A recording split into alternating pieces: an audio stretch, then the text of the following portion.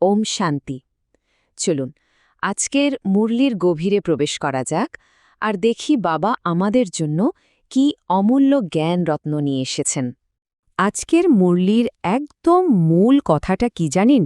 বাবা বলছেন, মিষ্টি বাচ্চারা, আমাদের সবার একটা ঈশ্বরীয় মিশন আছে, আর সেটা হলো প্রত্যেককে ঈশ্বরের সঙ্গে জুড়ে দিয়ে তাদের যে অসীম উত্তরাধিকার সেটা পাইয়ে দেওয়া।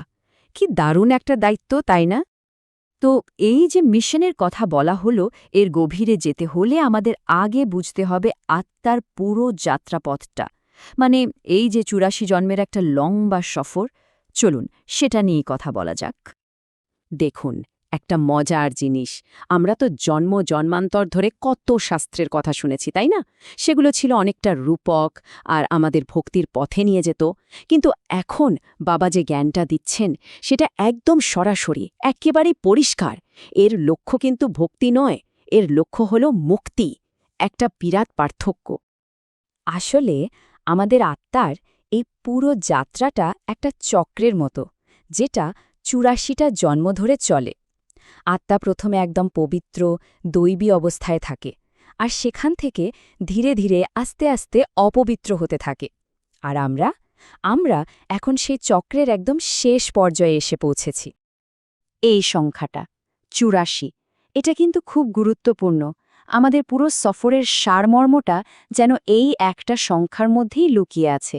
প্রত্যেকটা জন্ম এই বিরাট চক্রের একটা ছোট্ট অংশ। আচ্ছা, প্রশ্ন হল, এই যে এত লম্বা একটা যাত্রা, এতে আমাদের গাইড কে? পথটা দেখাচ্ছেন কে?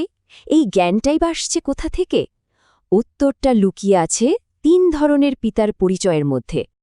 ব্যাপারটা বুঝতে হলে ৩টে স্তর দেখতে হবে।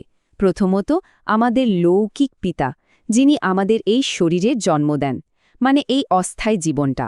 দ্বিতীয়ত, পারলৌকিক পিতা, মানে পরমাত্মা। তিনি হলেন সমস্ত আত্মার পিতা, এবং তিনিই আমাদের অসীম উত্তরাধিকার দেন। আর তৃতীয় হলেন অলৌকিক পিতা, অর্থাৎ প্রজাপিতা ব্রহ্মা, যার শরীরের মাধ্যমে পরমপিতা আমাদের এই জ্ঞানটা দিচ্ছেন।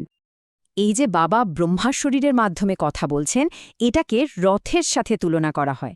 মানে পরমপিতা শিব বাবা তো নিরাকার, তাই তার কথা বলার জন্য একটা শারীরিক মুখের দরকার। ব্রহ্মার শরীরটাই সেই রথের কাজ করে। বাবা যেন সারথি হয়ে এই রথটাকে চালাচ্ছেন আর আমাদের পথ দেখাচ্ছেন।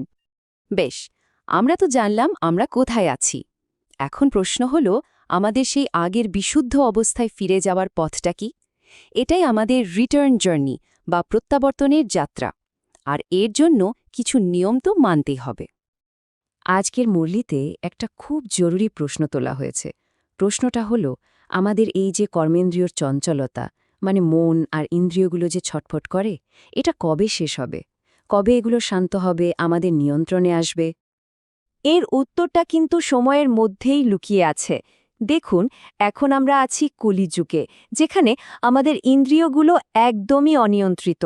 কিন্তু যখন আমরা পুরুষার্থ করব, বাবাকে স্মরণ করব, তখন ধীরে ধীরে পরিবর্তন আসবে। ত্রেতাযুগে পৌঁছানোর আগেই ইন্দ্রিয়গুলো নিয়ন্ত্রণে আসতে শুরু করবে, আর সত্যযুগে গিয়ে তো সেগুলো একদম পবিত্র হয়ে যাবে। বাবা আমাদের অবিনাশী সার্জেন্ট আত্মার এই অসুখ সারানোর জন্য কিছু নিয়ম বা পরহেজ বলে দিয়েছেন। যেমন, সৃষ্টিকে নয়, স্রষ্টাকে মনে করতে হবে। এমন কোনো কাজ লুকিয়ে করা যাবে না যা আত্মাকে অপবিত্র করে। মনকে উল্টোপাল্টা বা ব্যর্থ সংকল্প থেকে বাঁচিয়ে রাখতে হবে। আর হ্যাঁ, খারাপ চিন্তা বা স্বপ্ন এলে ভয় পাওয়ার কিছু নেই, ওগুলো ক্ষণস্থায়ী। বাবা আমাদের কল্পবৃক্ষের ছবিটাও মনে করিয়ে দেন। ভাবুন তো, একটা বিশাল গাছ, যার মূল বা ভিত্তি হল আদি সনাতন দেবী দেবতা ধর্ম, আর সময়ের সাথে সাথে বাকি ধর্মগুলো ডালপালার মতো বেরিয়েছে। এটা আমাদের বুঝতে সাহায্য করে যে আমরা আমাদের আসল শিকড় থেকে কতটা দূরে সরে এসেছি। এত যে পুরুষার্থ, এত যে চেষ্টা, এর শেষটা কি? আমাদের চূড়ান্ত পুরস্কারটা কি? আমরা আসলে কোথায় পৌঁছাতে চাই? চলুন এবার আমাদের সেই পরম উত্তরাধিকারের কথাটা জেনে নিই। আমাদের আসল লক্ষ্য দুটো। প্রথমটা হল শান্তিধামে ফেরা, ওটাই আমাদের আত্মার আসল বাড়ি। আর তারপর নতুন চক্র যখন শুরু হবে, তখন সুখধাম বা স্বর্গের অধিকারী হওয়া। মানে শান্তি আর সুখ, এই দুটোই আমাদের জন্মগত অধিকার। বাবা আমাদের একটা খুব সুন্দর উপমা দেন।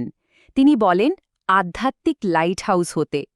ভাবুন তো একটা লাইট হাউসকে, ঠিক সেভাবে আমাদেরও এক চোখে থাকবে মুক্তিধাম মানে শান্তিধাম, আর অন্য চোখে থাকবে জীবন মুক্তিধাম মানে সুখধাম।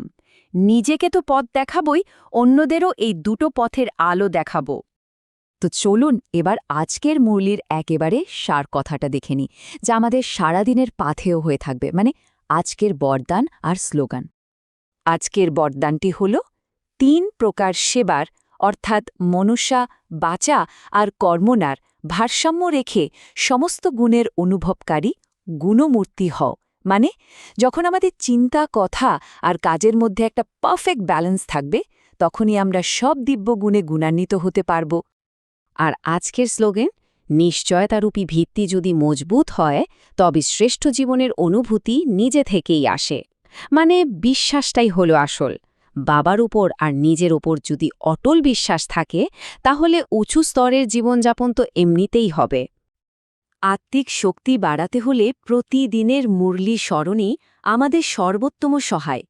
এই কারণে আপনার জন্য আমরা নিয়ে আসি মাত্র ৫ মিনিটে সুন্দর ছবিসহ বাংলা মুরলি সামারি।